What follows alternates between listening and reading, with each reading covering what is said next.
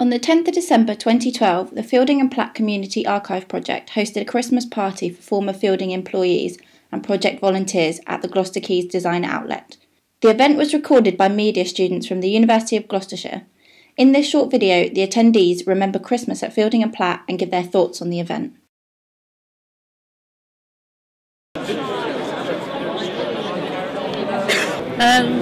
I think it's a lovely idea to meet people that you worked with 30 odd years ago, and it's lovely to see them.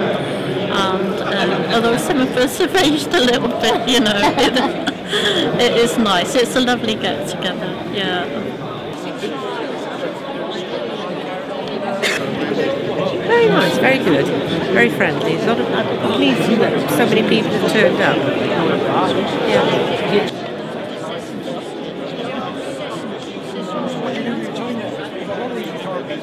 The thing I remember about Christmas, they always had a party for the employees' children, and they all come and went to the canteen and had a good time. There was bags of food for them, and every one of them went away with a present. That's lovely. And I remember a chap, Jim Ains, used to act as Father Christmas.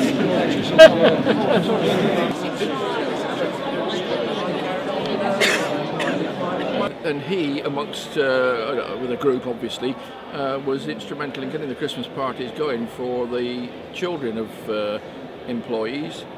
There's some photographs over there of those events, and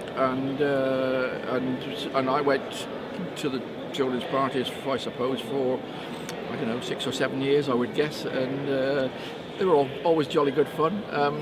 They had conjurers or film shows with Popeye and all those sort of characters to watch. Father Christmas, of course, came, and then all these presents were doled out. And in the early years, they were almost all of them homemade, and obviously quite a great group of people in the works would have been instrumental in getting all these things made up and painted up and whatever, and handed out. And it was good fun. That all took place in the works canteen, incidentally.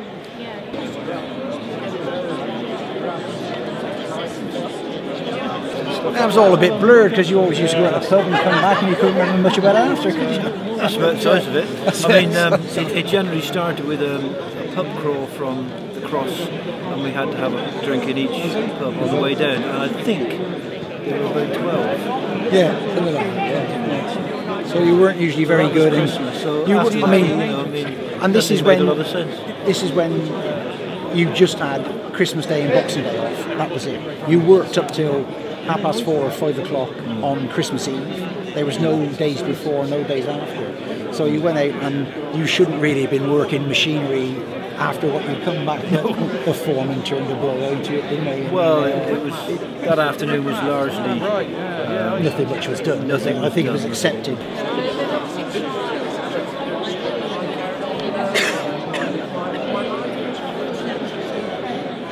Best memories of Fielding and Platt?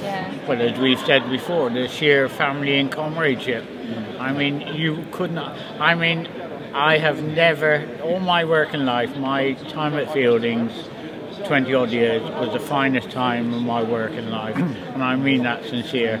And you'll see tonight when you interview the old employees, wonderful bunch of people. As a friend of mine said the other day when I phoned him up to ask him to come, he said, Fieldings, he said, it was a university. He said, you learned one hell of a lot. Not just so much a job you were working on, but, you know, if you wanted to do some bricklaying, there was always somebody around the office who had done bricklaying before.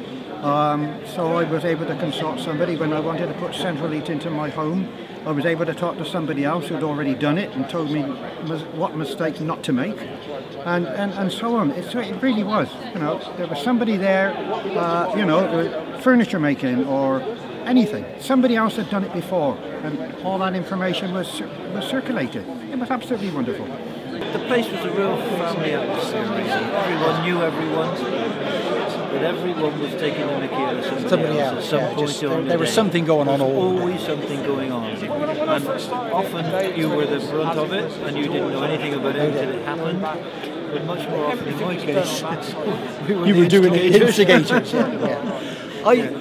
For me, looking back, a couple of people who aren't here today, it gave me a very good grounding in engineering, which I'm still in, work for myself, as Chris does, works for herself, in an allied engineering section.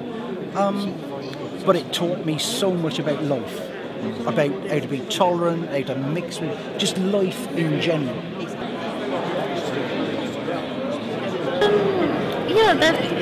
On previous occasions, I didn't know that Fielding and Platt had a boat called the Sabrina, which is named after the Severn. I didn't know that. I didn't also know that they made or manufactured the first vacuum cleaner. So yes, I have learned quite a bit. I found both my children on one of the Christmas parties, and they're now married and got children themselves. So yeah, that was quite interesting. Yes.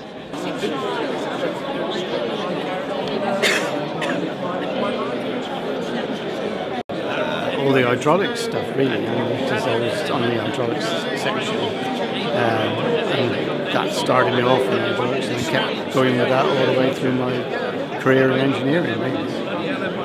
To be polite to everybody is, as well as I said, having a bit of fun. I think we also sort of learn to get on with one another, and that sort of carried me through life, to sort of try and get on with, most people as best way you can anyway. Yeah. To be friendly and to get on with people, and which didn't take a lot of learning, did it, John? No. Yeah. Oh no, a lot of the skills that I learnt there, I still use even today. I got a small lathe at home and I use occasionally, and so all that apprenticeship that I did there, it's still beneficial to me today. I mean, I saw places that I should have never have seen if it hadn't. I mean, for instance, I walked on the Great Wall of China. Free.